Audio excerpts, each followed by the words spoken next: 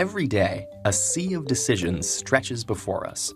Some are small and unimportant, but others have a larger impact on our lives. For example, which politician should I vote for?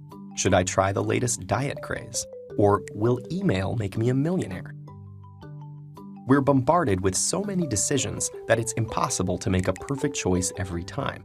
But there are many ways to improve our chances, and one particularly effective technique is critical thinking.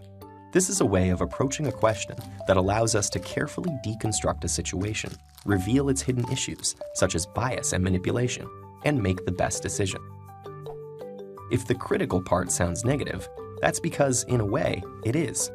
Rather than choosing an answer because it feels right, a person who uses critical thinking subjects all available options to scrutiny and skepticism. Using the tools at their disposal, they'll eliminate everything but the most useful and reliable information. There are many different ways of approaching critical thinking, but here's one 5-step process that may help you solve any number of problems. 1. Formulate your question. In other words, know what you're looking for. This isn't always as straightforward as it sounds. For example, if you're deciding whether to try out the newest diet craze, your reasons for doing so may be obscured by other factors, like claims that you'll see results in just 2 weeks. But if you approach the situation with a clear view of what you're actually trying to accomplish by dieting, whether that's weight loss, better nutrition, or having more energy, that'll equip you to sift through this information critically, find what you're looking for, and decide whether the new fad really suits your needs. 2. Gather your information. There's lots of it out there, so having a clear idea of your question will help you determine what's relevant.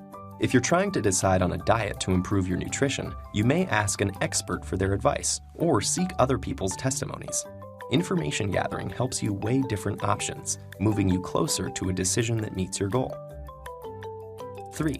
Apply the information, something you do by asking critical questions. Facing a decision, ask yourself, what concepts are at work? What assumptions exist?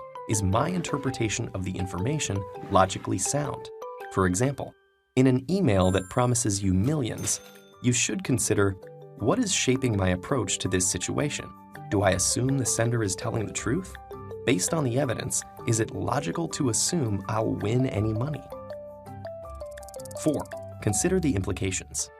Imagine it's election time, and you've selected a political candidate based on their promise to make it cheaper for drivers to fill up on gas.